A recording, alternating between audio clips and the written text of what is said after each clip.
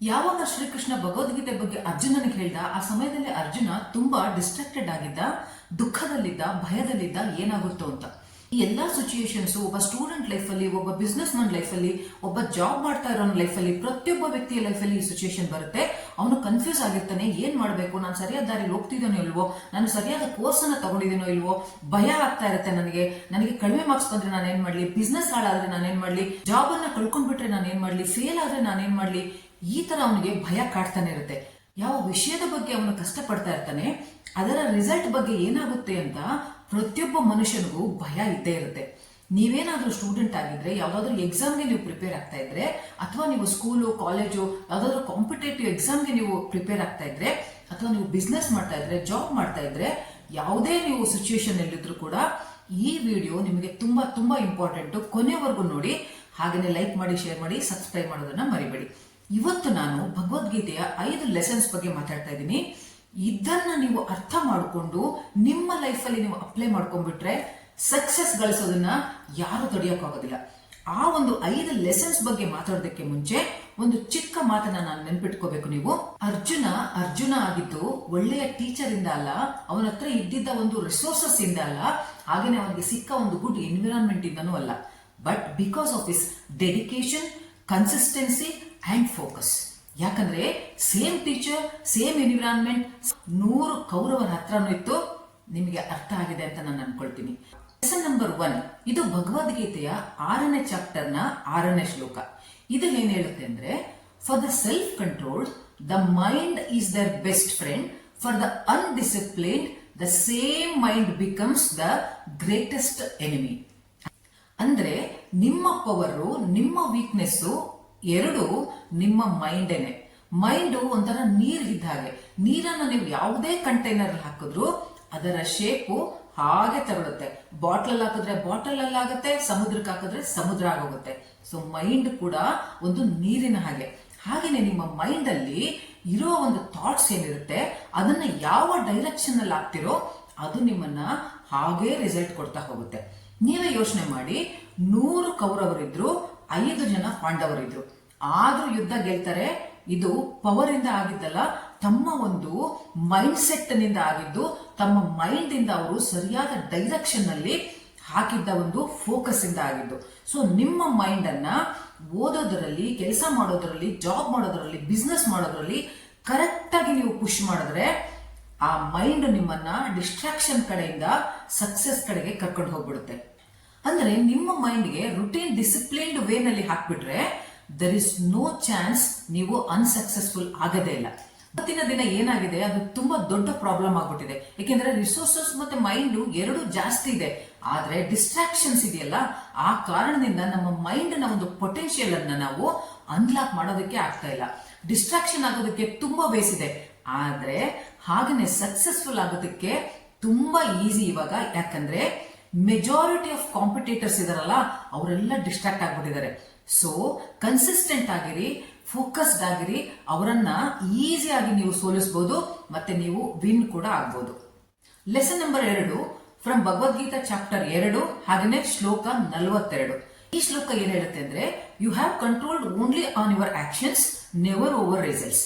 Don't let results becomes your reason for acting and don't get attached to inaction. ನಾವು manifestation ಮಾಡ್ತೀವಿ, secret book ಅನ್ನ ಓದ್ತೀವಿ, law of attraction ಬಗ್ಗೆ ಮಾತಾಡ್ತೀವಿ, ಆದ್ರೆ ಮ್ಯಾನಿಫೆಸ್ಟೇಷನ್ ಅನ್ನೋದನ್ನ ನಮ್ಮ ಭಗವದ್ಗೀತೆ ಸಾವಿರಾರು ವರ್ಷಗಳಿಂದಾನೇ ನಮ್ಗೆ ಹೇಳ್ಕೊಟ್ಟಿದೆ. ಲೈಫಲ್ಲಿ ನೀವು ಏನೇ ಮಾಡ್ತಾ ಇರಿ, ಎಕ್ಸಾಮ್ಗೆ ಪ್ರಿಪೇರ್ ಆಗ್ತಾ ಇರಿ, ಜಾಬ್ ಮಾಡ್ತಾ ಇರಿ, ಬಿಸ್ನೆಸ್ ಮಾಡ್ತಾ ಇರಿ, ನೀವೇನೇ ಮಾಡ್ತಾ ಇದೀರೋ ಅದರಲ್ಲಿ ನಿಮಗೆ ಸಕ್ಸಸ್ ಬೇಕು ಅಂದ್ರೆ ನೀವು 3 ಸ್ಟೆಪ್ಸ್ ಅನ್ನ ನೀವು ಫಾಲೋ ಮಾಡ್ಬೇಕಾಗತ್ತೆ. ಮೊದಲನೇದು ಗೋಲ್ ಫಿಕ್ಸ್ ಮಾಡ್ಕೋಬೇಕು, 2ನೇದು ಆಕ್ಷನ್ಸ್ ತಗೋಬೇಕು, 3ನೇದು ಸರೆಂಡರ್ ಆಗೋದು. ಸರೆಂಡರ್ ಆಗೋದು ಅಂದ್ರೆ ಸಮರ್ಪಣಾ ಭಾವವನ್ನ ಒಂದು ಬೆಳೆಸ್ಕೊಳ್ಳೋದು. ಇದನ್ನ ನಾನ್ ಹೇಳ್ತಿಲ್ಲ, ಸಾಕ್ಷಾತ್ ಭಗವಂತನೇ ಹೇಳ್ತಾ ಇದ್ದಾನೆ. ಏನು ಅಂದ್ರೆ ಸಕ್ಸಸ್ ನ ಸೀಕ್ರೆಟ್ ಏನು ಅಂದ್ರೆ ರಿಸಲ್ಟ್ ಇಂದ ಡಿಟ್ಯಾಚ್ ಆಗೋದು ಅಂತ. ಯಾಕಂದ್ರೆ ರಿಸಲ್ಟ್ ನಮ್ಮ ಕೈಯಲ್ಲಿಲ್ಲ, ಕೆಲಸ ಮಾಡೋದಕ್ಕೆ ಮಾತ್ರ ನಮ್ಗೆ ಅರ್ಹತೆ ಇರೋದು.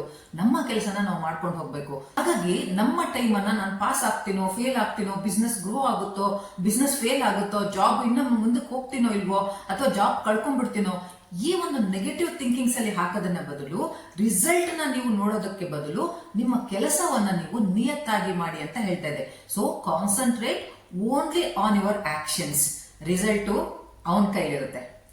ಲೆಸನ್ ನಂಬರ್ 3 ಅಂದ್ರೆ ಇದು ಭಗವದ್ಗೀತೆಯ ಚಾಪ್ಟರ್ 2 ಹಾಗೆ ಶ್ಲೋಕದ ನಂಬರು 50. ಇದೇನ್ ಹೇಳುತ್ತೆ ಅಂದ್ರೆ ಸ್ಕಿಲ್ಫುಲ್ನೆಸ್ ಇನ್ ಆಕ್ಷನ್ ಈಸ್ ಯೋಗ. ನೋಡಿ, ಜನ ನಿಮ್ಮನ್ನ ದಡ್ಡ ಅನ್ಬೋದು, ನೀವು ಫೇಲ್ಯೂರ್ ಅಂತ ಹೇಳ್ಬೋದು, ನಿಮ್ ಕೈ ಏನು ಮಾಡಕ್ಕಾಗಲ್ಲ ಅಂತ ಹೇಳ್ಬೋದು. ಬಟ್ ಒಂದನ್ನ ನೀವು ಅರ್ಥ ಮಾಡ್ಕೋಬೇಕು, ಇಂಟೆಲಿಜೆಂಟ್ ಜನ ಏನಿರ್ತಾರೆ ಅವರು ಗ್ರೇಟ್ ಥಿಂಗ್ಸ್ ನ ಮಾಡೇ ಮಾಡ್ತಾರೆ, ಅದು ನೆಸೆಸರಿ ಅಂತ ಏನಿಲ್ಲ. ಬಟ್ ಆರ್ಡಿನರಿ ಆಗಿರೋರು ತಮ್ಮ ಒಂದು ಕನ್ಸಿಸ್ಟೆಂಟ್ ಪ್ರಯತ್ನದಿಂದ, ಕನ್ಸಿಸ್ಟೆಂಟ್ ಫೋಕಸ್ ಇಂದ ಗ್ರೇಟರ್ ಥಿಂಗ್ಸ್ ಅನ್ನ ಖಂಡಿತ ಮಾಡಬಹುದು. ಯಾವುದೇ ಸ್ಕಿಲ್ಲು ಟ್ಯಾಲೆಂಟ್ ಇಂದ ಬರಲ್ಲ, ಅದು ಬರೋದು ಪ್ರಾಕ್ಟೀಸ್ ಇಂದ. ನೀವೇನಾದ್ರೂ ಸ್ಟೂಡೆಂಟ್ ಆಗಿದ್ರೆ, ಎಕ್ಸಾಮ್ಗೆ ಪ್ರಿಪೇರ್ ಆಗ್ತಾ ಇದ್ರೆ, ಸಕ್ಸಸ್ಫುಲ್ ಆಗ್ಬೇಕು ಅಂತ ನೀವು ಅನ್ಕೊಂಡಿದ್ರೆ, ಅಥವಾ ನೀವೇನಾದ್ರೂ ಮ್ಯಾಥ್ಸ್ ಅಲ್ಲಿ ಸೈನ್ಸ್ ಅಲ್ಲಿ ಸ್ವಲ್ಪ ವೀಕ್ ಇದ್ರೆ ನೀವೇನ್ ಮಾಡ್ಬೇಕು, ಡೈಲಿ ಕನ್ಸಿಸ್ಟೆಂಟ್ ಆಗಿ ಭಯನ ಬಿಟ್ಬಿಟ್ಟು 5 ಕ್ವಶನ್ಸ್ ಅನ್ನ ನೀವು ಸಾಲ್ವ್ ಮಾಡೋದನ್ನ ಪ್ರಾಕ್ಟೀಸ್ ಮಾಡಿ, ಡೈಲಿ ಮಾಡ್ತಾ ಬನ್ನಿ. ಇಂಗ್ಲಿಷ್ ಅಲ್ಲಿ ನೀವೇನಾದ್ರು ವೀಕ್ ಇದ್ದಿದ್ರೆ ಡೈಲಿ ಒಂದು 5 ರಿಂದ 6 ನ್ಯೂ ಪದಗಳನ್ನ, ಅಂದ್ರೆ ಹೊಸ ಪದಗಳನ್ನ ಹುಡುಕಿ ಅದನ್ನ ಮಾತಾಡೋದಕ್ಕೆ ಟ್ರೈ ಮಾಡಿ. ಆಗ ಬಿಸ್ನೆಸ್ ಮನ್ ಆಗಿದ್ರೆ ನ್ಯೂ ಸ್ಟ್ರಾಟಜೀಸ್ ನ, ನ್ಯೂ ಸ್ಕಿಲ್ಸ್ ನ ಅದರಲ್ಲಿ ಬಿಸ್ನೆಸ್ ಅಲ್ಲಿ ಹಾಕೋದಕ್ಕೆ ಸ್ಟಾರ್ಟ್ ಮಾಡಿ.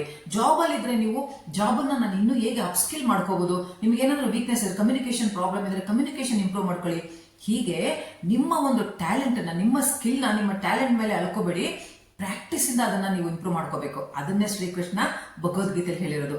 ಸೊ ಯಾವ ಸ್ಟೂಡೆಂಟ್ ಕನ್ಸಿಸ್ಟೆಂಟ್ ಆಗಿ ಪ್ರಾಕ್ಟೀಸ್ ಮಾಡ್ತಾರೆ, ಡೈಲಿ ಯಾರು ಓದ್ಕೊಳ್ತಾರೆ, ಡೈಲಿ ಬಿಸ್ನೆಸ್ ನ ಯಾರು ಗ್ರೋ ಮಾಡ್ತಾ ಹೋಗ್ತಾರೆ ಒಂದೊಂದೇ ಸ್ಟೆಪ್, ಹಾಗೆ ಜಾಬ್ ಅಲ್ಲಿ ಇನ್ನ ಇಂಪ್ರೂವ್ ಮಾಡ್ಕೊಂಡು ಹೋಗ್ತಾರೆ, ಆ ಪ್ರಾಕ್ಟೀಸ್ ಇಂದ ನೀವು ಖಂಡಿತ ನೀವು ಒಂದು ಸಕ್ಸಸ್ಫುಲ್ಗೆ ಹೋಗ್ತೀರಾ. ಭಯ ಬಿಡಿ, ಇದನ್ನ ಮಾಡ್ತಾ ಹೋಗಿ. ಅಂಡ್ ಲೆಸನ್ ನಂಬರ್ 4 ಇದು ಚಾಪ್ಟರ್ ನ, ಭಗವದ್ಗೀತೆ ಚಾಪ್ಟರ್ ನ 3 ಹಾಗೆ ಶ್ಲೋಕ ನಂಬರ್ 35. ಇದೇನ್ ಹೇಳುತ್ತೆ ಅಂದ್ರೆ stop comparing your journey with others, your competition is you yesterday. ಅಂದ್ರೆ ನೋಡಿ, ನಿಮ್ಮ ಲೈಫ್ ಅಲ್ಲಿ ಏನೇ ಅಚೀವ್ಮೆಂಟ್ ಮಾಡಿದ್ರು ಕೂಡ ಅಲ್ಲಿ ಕೆಲವರು ಅದಕ್ಕಿಂತ ಎತ್ತರದಲ್ಲಿರ್ತಾರೆ. ನೀವೇನೇ ಅಚೀವ್ ಮಾಡಿರಿ ನಿಮಗಿಂತ ಎತ್ತರದಲ್ಲಿ ಇದ್ದೇ ಇರ್ತಾರೆ. ಹಾಗಾಗಿ ಎಲ್ಲಿವರೆಗೆ ನೀವು ನಿಮ್ಮ ಜರ್ನಿಯನ್ನ ಬೇರೆಯವ್ರ ಜೊತೆ ಕಂಪೇರ್ ಮಾಡ್ಕೊಳ್ತೀರಾ, ಕಂಪೇರ್ ಮಾಡ್ತಾನೆ ಇರ್ತೀರಾ, ಅಲ್ಲಿವರೆಗೆ ನಿಮ್ಮ ಮೈಂಡ್ ಅಲ್ಲಿ ಬೆಳೆಯೋದಕ್ಕೆ ಅವಕಾಶನ ಸಿಗೋದಿಲ್ಲ. ಯಾಕೆಂದ್ರೆ ಬೇರೆಯವರ ಮಾರ್ಕ್ಸ್ ಎಷ್ಟು ಬಂತು, ಅವ್ರ ಜಾಬ್ ಅಲ್ಲಿ ಅವ್ರಿಗೆ ಇನ್ಕಮ್ ಎಷ್ಟು ಬಂತು, ಅವ್ರು ಎಷ್ಟು ಸಕ್ಸಸ್ಫುಲ್ ಆದ್ರು, ಬೇರೆಯವ್ರ ಜಾಬ್ ಅಲ್ಲಿ ಅವ್ರಿಗೆ ಹೆಂಗೆ ಅಪ್ಗ್ರೇಡ್ ಆಯ್ತು, ಅವ್ರು ಹೆಂಗೆ ಪ್ರಮೋಷನ್ ತಗೊಂಡ್ರು, ಬರೀ ಇದನ್ನೇ ನೀವು ಯೋಚನೆ ಮಾಡ್ತಾ ಇದ್ರೆ ನಿಮ್ಮ ಅಭಿವೃದ್ಧಿ ಬಗ್ಗೆ ನೀವ್ ಯಾವಾಗ ಯೋಚನೆ ಮಾಡ್ತೀರಾ? ನಿಮ್ಮ ಒಂದು ಎನರ್ಜಿ ನಿಮ್ಮ ಮೇಲೆ ಇರಬೇಕೆ ಹೊರತು ಅದು ವೇಸ್ಟ್ ಆಗಬಾರ್ದು. ಮತ್ತೆ ನೀವೇ ಕಾಂಪಿಟೇಷನ್ ಮಾಡ್ಕೊಳ್ಳಿ. ನಿನ್ನೆ ನೀವು ಯಾವ್ದಾದ್ರಲ್ಲಿ ವೀಕ್ ಇದ್ರೆ ಇವತ್ತು ಅದನ್ನ ಸ್ಟ್ರಾಂಗ್ ಮಾಡ್ಕೊಳ್ಳಿ. ನಿನ್ನೆ ನೀವು 2 ಚಾಪ್ಟರ್ ಓದಿದ್ರೆ ಇವತ್ತು 5 ಚಾಪ್ಟರ್ ಓದ್ಕೊಳ್ಳಿ. ನಿನ್ನೆ ಬಿಸ್ನೆಸ್ ಅಲ್ಲಿ 5 ಲಕ್ಷ ದುಡ್ದಿದ್ರೆ ನಾಳೆ 10 ಲಕ್ಷ ದುಡಿರಿ. ಜಾಬ್ ಅಲ್ಲಿ ನೀವು ನಿನ್ನೆ ಪ್ರಮೋಷನ್ ತಗೊಳಕ್ಕಾಗಿಲ್ಲ ಅಂದ್ರೆ ಇವತ್ತು ಪ್ರಮೋಷನ್ ತಗೊಳ್ಳಿ. ಈಗ ನಿಮ್ಮ ಜೊತೆಲಿ ನೀವೇ ಕಾಂಪಿಟೇಷನ್ ಮಾಡ್ತಾ ಹೋಗ್ಬೇಕು. ಅದು ಬಿಟ್ಟು ಬೇರೆಯವ್ರಿಗೆ ಅವ್ರು ಎಷ್ಟು ಚಾಪ್ಟರ್ ಓದ್ಕೊಂಡ್ರು, ಅವ್ರ ಬಿಸ್ನೆಸ್ ಅಲ್ಲಿ ಎಷ್ಟು ಇನ್ಕಮ್ ಮಾಡ್ಕೊಂಡ್ರು, ಅವ್ರಿಗೆ ಎಷ್ಟು ಲಾಸ್ ಆಯ್ತು, ನನಗೆ ಎಷ್ಟು ಲಾಭ ಆಗುತ್ತೆ, ಹೀಗೇನೆ ನೀವು ಬೇರೆಯವ್ರ ಜೊತೆ ಕಾಂಪಿಟೇಷನ್ ಮಾಡ್ತಾ ಹೋದ್ರೆ ನಿಮ್ಮ ಎನರ್ಜಿ ವೇಸ್ಟ್ ಆಗ್ತಾ ಹೋಗುತ್ತೆ. ಸೊ ಯಾವಾಗ್ಲೂ ನೆನ್ಪಿಟ್ಕೊಳ್ಳಿ, ಲೈಫ್ ಅನ್ನ ಬೇರೆಯವರೊಂದಿಗೆ ಯಾವತ್ತೂ ಕಂಪೇರ್ ಮಾಡ್ಕೊಳಕ್ ಹೋಗ್ಬಾರ್ದು. ಇಲ್ಲ ಅಂದ್ರೆ ಯಾವತ್ತಿಗೂ ಲೈಫ್ ಅಲ್ಲಿ ನೀವು ಸೆಲ್ಫ್ ಸ್ಯಾಟಿಸ್ಫ್ಯಾಕ್ಷನ್ ಆಗಕ್ಕೆ ಸಾಧ್ಯನೇ ಇಲ್ಲ. And lesson number 5 this is most important for every field. ಇದು ಭಗವದ್ಗೀತೆ ಚಾಪ್ಟರ್ ನ 18 ಶ್ಲೋಕ 28. ಇದೇನ್ ಹೇಳುತ್ತೆ ಅಂದ್ರೆ a person who is lazy, unorganised, always delaying things, blaming others, lacking discipline and easily giving up, this is a ತಾಮಸಿಕ್ doer. ಅಂದ್ರೆ lazy ಆಗಿರೋದು, ಎಲ್ಲದನ್ನು ಮುಂದಕ್ಕೆ ಹಾಕೋದು, ನಿಮ್ಮ ಫೇಲ್ಯೂರ್ಗೆ ಬೇರೆಯವರನ್ನ ಕಾರಣ ಮಾಡೋದು, ಅವರ ಮೇಲೆ ಹಾಕೋದು, ನಿಮ್ಮ ಗೋಲ್ ಮೇಲೆ ಫೋಕಸ್ ಇಲ್ದಲೇ ಇರೋದು. ಈ ಎಲ್ಲಾ ಕ್ವಾಲಿಟೀಸ್ ನಿಮ್ಮ ಹತ್ರ ಇದ್ರೆ ನೀವು ಯಾವತ್ತಿಗೂ ಸಕ್ಸಸ್ಫುಲ್ ಆಗಕ್ಕೆ ಸಾಧ್ಯನೇ ಇಲ್ಲ. ಸೊ ನೀವು ಸಕ್ಸಸ್ಫುಲ್ ಆಗ್ಬೇಕು ಅಂತ ಇದ್ರೆ ಲೈಫ್ ಅಲ್ಲಿ ಫಿಕ್ಸ್ಡ್ ಗೋಲ್ ಅನ್ನ ಇಟ್ಕೊಳ್ಳಿ. ಮತ್ತೆ ಮತ್ತೆ ಗೋಲ್ಸ್ ನ ಚೇಂಜ್ ಮಾಡಬೇಡಿ, ಯಾಕಂದ್ರೆ ಅದು ಯೂನಿವರ್ಸ್ಗೆ ಮತ್ತೆ ನಿಮಗೇನೆ ಕನ್ಫ್ಯೂಸ್ ಆಗಬಾರ್ದು. ಎರಡನೇದು ಆಕ್ಷನ್ ತಗೊಳ್ಳಿ. ಆಕ್ಷನ್ ತಗೊಳ್ಳೋದು ತುಂಬಾ ಇಂಪಾರ್ಟೆಂಟ್. ಅದನ್ನ ಪ್ರೊಕಾಸ್ಟಿನೇಟ್ ಮಾಡಬಾರ್ದು. ನಾಳೆ ಮಾಡ್ತೀನಿ, ನಾಡಿದ್ ಮಾಡ್ತೀನಿ ಅಂತ ಹೇಳ್ಬಿಟ್ಟು ಅದನ್ನ ಮುಂದಕ್ಕೆ ದೂಡ್ತಾನೆ ಇದ್ರೆ ನೀವು ಏನು ಮಾಡಕ್ಕಾಗಲ್ಲ, ಏನು ಸಾಧನೆ ಮಾಡಕ್ಕಾಗಲ್ಲ. ಯಾವ ಟೈಮಲ್ಲಿ ಯಾವ ಕೆಲಸ ಮಾಡ್ಬೇಕೋ ಅದನ್ನ ಮಾಡಿ ಡಿಸಿಪ್ಲಿನ್ ಇಟ್ಕೊಳ್ಳಿ. ಸೊ ಎಲ್ಲಾದ್ರೂ ನೀವು ಫೇಲ್ ಆದ್ರೆ ಅಕೌಂಟಬಿಲಿಟಿನ ನಿಮ್ಮ ಮೇಲೆ ತಗೊಳ್ಳಿ. ಯಾಕೆಂದ್ರೆ ತುಂಬಾ ಜನ ತುಂಬಾ ದೊಡ್ಡ ದೊಡ್ಡ ಒಂದು ಹಾರ್ಡ್ ವರ್ಕ್ ಅನ್ನ ಮಾಡಿ ಫೇಲ್ ಆಗಿರೋರು ಇದಾರೆ, ಅವ್ರು ಬೇರೆಯವ್ರ ಮೇಲೆ ಹಾಕಿಲ್ಲ, ಮತ್ತೆ ಅದನ್ನ ಅವರು ಫೋಕಸ್ ಮಾಡ್ಕೊಂಡು ಸಕ್ಸಸ್ ಅನ್ನು ಕಂಡಿದ್ದಾರೆ. ಒಂದು ಚೆನ್ನಾಗಿ ನೆನ್ಪಿಟ್ಕೊಳ್ಳಿ, ಸೊ ಸಕ್ಸಸ್ ಬೇಕು ಅಂದ್ರೆ ಎಕ್ಸ್ಕ್ಯೂಸಸ್ ನ ಬಿಟ್ಬಿಡ್ಬೇಕು. ಯಾವ ಕೆಲಸವನ್ನ ನೀವು ಕಂಫರ್ಟ್ ಝೋನ್ ಅನ್ನ ಬಿಟ್ಟು ಮಾಡ್ತಿರಲ್ಲ ಅದರ ರಿಸಲ್ಟ್ ನಿಮ್ಮ ಎಕ್ಸ್ಪೆಕ್ಟೇಷನ್ ಗಿಂತನೂ ಚೆನ್ನಾಗಿರುತ್ತೆ, ತುಂಬಾ ದೊಡ್ಡದಾಗಿರುತ್ತೆ. ಇದೆಲ್ಲ ನಿಮಗೆ ಮೊದಲೇ ಗೊತ್ತಿತ್ತು, ಆದ್ರೆ ಸತ್ಯವನ್ನ ಮತ್ತೆ ಮತ್ತೆ ಹೇಳೋದ್ರಿಂದ ಅದು ಚೇಂಜ್ ಆಗಲ್ಲ ಅಲ್ವಾ? ಈ ಲೆಸನ್ಸ್ ಅಂತೂ ಸದಾ ಜೀವಂತವಾಗಿರುತ್ತೆ. ಅದು ಆ ಸಮಯನೇ ಆಗಿರಲಿ ಅಥವಾ ಈ ಹೊಸ ಸಮಯನೇ ಆಗಿರಲಿ, ಈ ಲೆಸನ್ಸ್ ಇರುವಂತ ಒಂದು ಇಂಪಾರ್ಟೆನ್ಸ್ ಏನಿದೆ ಅದು ಯಾವತ್ತಿಗೂ ಕಡಿಮೆ ಆಗಲ್ಲ. ಯಾಕೆಂದ್ರೆ ಶ್ರೀಮದ್ ಭಗವದ್ಗೀತೆ ನಮ್ಮೆಲ್ಲರ ಜೀವನದ ಸಾರ, ಅದು ನಮ್ಮೆಲ್ಲರಿಗೆ ದಾರಿದೀಪ. ಯಾವಾಗ್ಲೂ ಈ ಲೆಸನ್ಸ್ ಅನ್ನ ಚೆನ್ನಾಗಿ ಅರ್ಥ ಮಾಡಿಕೊಂಡು ತಮ್ಮ ಲೈಫಲ್ಲಿ ಯಾರು ಇದನ್ನ ಅಪ್ಲೈ ಮಾಡ್ತಾ ಬರ್ತಾರೆ, ಯಾರು ಸ್ಟಾರ್ಟ್ ಮಾಡ್ಕೊಳ್ತಾರೆ ಅಪ್ಲೈ ಮಾಡೋದಕ್ಕೆ, ಅವರು ಸಕ್ಸಸ್ಫುಲ್ ಆಗೋದನ್ನ ಯಾರು ತಡೆಯಕ್ಕಾಗಲ್ಲ. ಸೊ ಈ ನಾಲೆಡ್ಜು ತುಂಬಾ ಜನಕ್ಕೆ ಸಿಗ್ಬೇಕು. ಇದರಿಂದ ತುಂಬಾ ಜನರ ಲೈಫಲ್ಲಿ ಒಂದು ಲೈಟ್ ಆಗ್ಲಿ, ಒಂದು ಬೆಳಕಾಗ್ಲಿ ಅಂತ ಇದ್ರೆ ದಯವಿಟ್ಟು ಈ ವಿಡಿಯೋನ ಶೇರ್ ಮಾಡಿ. ನಿಮ್ಮಿಂದ ಅವರು ಕೂಡ ಕೆಲವು ವಿಚಾರಗಳು ತಿಳಿಯಲಿ, ಹಾಗೇನೆ ಅವರು ನಿಮ್ಮನ್ನ ಹರಿಸ್ಲಿ. ಜೈ ಶ್ರೀಕೃಷ್ಣ.